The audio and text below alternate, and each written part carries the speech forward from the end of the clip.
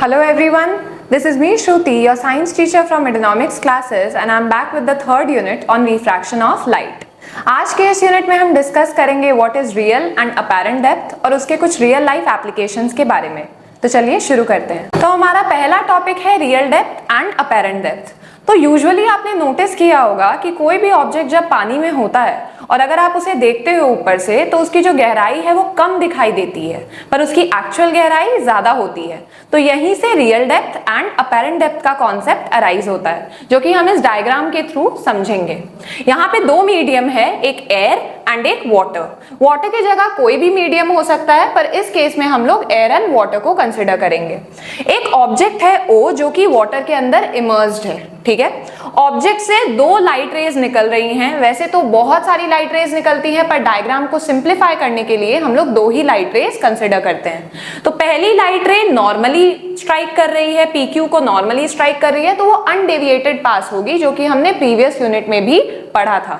Second जो light रे है वो एट एन एंगल स्ट्राइक कर रही है और वो एंगल नॉर्मल के साथ क्या बन रहा है, angle of incidence and this is angle of refraction. तो जो दूसरी लाइट रे है वो एट एन एंगल स्ट्राइक करेगी। तो जब वो एक डेंसर से रेयर मीडियम में जाएगी, water is a denser medium, air is a rare medium, तो जब वो डेंसर से रेयर मीडियम में जाएगी तब वो नॉर्मल से दूर चली जाएगी बिकॉज उसकी स्पीड इंक्रीज हो जाएगी। लाइट रे की स्पीड इंक्रीज होने के कारण वो नॉर्मल से दूर चली जाएगी। तो ये चीज होप क्लियर हो गया होगा।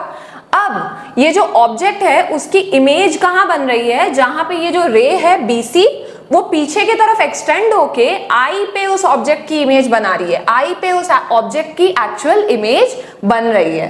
तो अगर कोई भी इंसान बाहर से उस ऑब्जेक्ट को अंदर देखेगा तो उसकी जो इमेज है उसे O पे नहीं I पे दिखाई देगी एंड उसे इंसान को क्या लगेगा कि वो जो ऑब्जेक्ट की गहराई है वो ज्यादा नहीं है, वो क्या है, AI है, which is the apparent depth जो बाहर खड़े हुए इंसान को लगता है। पर उस ऑब्जेक्ट की जो एक्चुअल डेप्थ है, ठीक है, वो एक्चुअल गहराई क्या है, वो तो AO है ना, तो that is the real depth of the object. अब ये है कुछ इंपॉर्टेंट फॉर्मूलाज। अपेरेंट डेप्थ का फॉर्मूला है real depth divided by refractive index of the second medium. और जो शिफ्ट है, शिफ्ट पहले होता क्या है हम लोग वो समझेंगे। ये है ऑब्जेक्ट की अपेरेंट डेप्थ जो बाहर खड़े इंसान को लगता है कि ऑब्जेक्ट की गहराई कितनी है पर उसकी एक्चुअल गहराई क्या है, रियल डेप्थ। तो अपेरेंट डेप्थ और रियल डेप्थ के बीच का जो फर्क है उसी को हम लोग बोलते हैं शिफ्ट। तो शिफ्ट का क्या फॉर्मूला हुआ, real depth minus apparent depth, तो आपको शिफ्ट मिल जाएगा। दूसरा इसका फॉर्मूला क्या है, real depth into 1 minus 1 by refractive index of the second medium, जिसमें ऑब्जेक्ट इमर्स्ड है, जिसमें ऑब्जेक्ट है तो उस मीडियम का रिफ्रैक्टिव इंडेक्स। अब शिफ्ट कौन कौन से फैक्टर्स पे डिपेंडेंट है हम लोग वो पढ़ेंगे।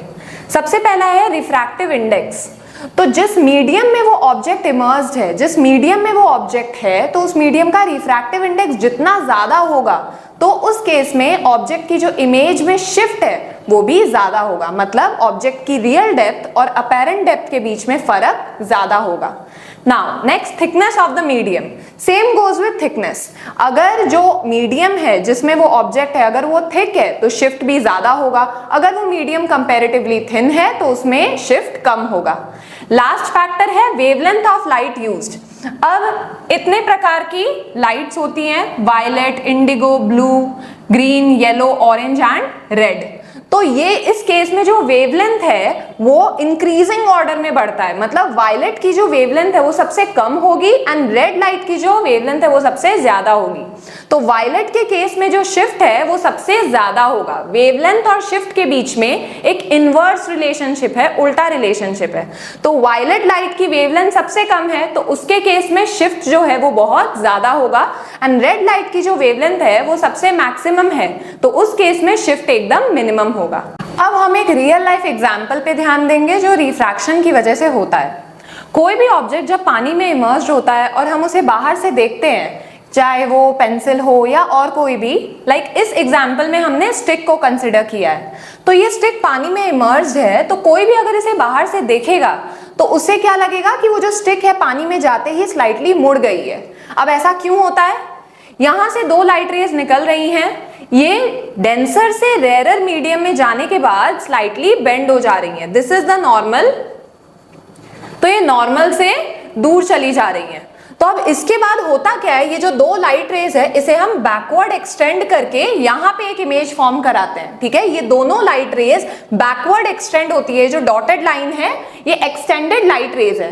तो ये जो दो डॉटेड लाइंस जिस भी पॉइंट में मिलेंगी वहां पे ही पानी में स्टिक की इमेज फॉर्म होगी। तो अगर कोई भी इंसान बाहर से देखेगा तो उसे क्या दिखेगा कि ये जो स्टिक है वाटर में जाते ही स्लाइटली बेंड हो जा रही है। और ऐसा क्यों होता है? Because of refraction of light. तो प्रीवियस एग्जाम्पल के जैसे ही बहुत सारी ऐसी चीजें होती हैं जो रिफ्रैक्शन ऑफ लाइट की वजह से ही हो पाती हैं। सबसे पहले है ट्विंकलिंग ऑफ स्टार्स। अब जब भी हम लोग स्काई पे स्टार्स को देखते हैं तो वो चमकते क्यों हैं? बिकॉज स्टार्स पे जो भी लाइट आ रही है वो मल्टीपल टाइम्स रिफ्लेक्ट हो रही है, रिफ्रैक्ट हो रही है थ्रू दी एटमॉस्फेयर। एटमॉस्फेयर में भी अलग अलग मीडियम्स होते हैं, लाइक मीडिया होती है, जिसकी वजह से लाइट बहुत टाइम्स, मल्टीपल टाइम्स रिफ्रैक्ट करती है और तब जाके वो हमारे आंखों तक पहुंचती है। तो जब भी हम अलग अलग एंगल्स पे स्टार्स को देखते हैं तो वो चमकते हुए दिखाई देते हैं। फिर सेकेंड पॉइंट है सन। अब सनराइज होने से कुछ मिनट पहले और सनसेट होने के कुछ मिनट बाद भी हमें सन की इमेज दिखाई देती है, पर ऐसा थोड़ी है कि सन अभी भी वहां पे है। वो क्यों हो रहा है? Because of refraction of light. Refraction की वजह से सन के ना होते हुए भी उसकी लाइट के थ्रू वहां पे सन की इमेज फॉर्म हो रही है, जिसकी वजह से हम उस इमेज को देख पा रहे हैं। इसीलिए सनराइज होने से कुछ मिनट्स पहले भी हमें सन दिखाई देता है, सनसेट होने के कुछ मिनट्स बाद भी हमें सन दिखाई देता है। फिर प्रिंट का एग्जाम्पल। अब कोई भी प्रिंटेड पेपर के ऊपर अगर हम लोग ग्लास स्लैब रख देते हैं तो वो जो प्रिंट, जो लिखा हुआ चीज होता है वो स्लाइटली ऊपर की तरफ दिखाई देता है, स्लाइटली ऊपर दिखाई देता है, उभरा हुआ दिखाई देता है, because of refraction of light. Real depth apparent depth वाला कॉन्सेप्ट है। फिर है depth of the tank. Same इसमें भी real depth and apparent depth का कॉन्सेप्ट है। टैंक की जो गहराई होती है एक्चुअल में जितनी उसकी गहराई होती है, अगर हम उसे बाहर देखें, फिल्ड टैंक की गहराई जो अगर हम बाहर के थ्रू देखें तो हमें वो गहराई कम दिखाई देगी, जबकि actual depth of the tank ज्यादा होती है। फिर नेक्स्ट है पर्सन्स हाइट इन वाटर। कोई भी इंसान अगर पानी में है तो उसकी अपर बॉडी ठीक दिखाई देती है, पर उसकी जो लोअर बॉडी है वो स्लाइटली छोटी दिखाई देती है because of refraction of light, क्योंकि हमें उसकी अपैरेंट डेप्थ दिखाई देती है, जबकि रियल डेप्थ जो है इंसान की वो ज्यादा है। तो आई होप आपको ये जितने भी रियल लाइफ फिनोमिनन्स है वो सब क्लियर हो गए होंगे। कुछ नहीं है, बस रिफ्रैक्शन का ही कॉन्सेप्ट है। Real depth and apparent depth का कॉन्सेप्ट ही इन सारे केसेस में अप्लाई होता है। तो इसी के साथ हमने यूनिट 3 फिनिश कर लिया है। अगर आपके कोई भी डाउट्स या क्वेरीज हो तो आप कमेंट सेक्शन में हमें लिख के बता सकते हैं। हम पूरी कोशिश करेंगे आपके सभी डाउट्स को क्लियर करने की। टिल देन मिलते हैं नेक्स्ट वीडियो में।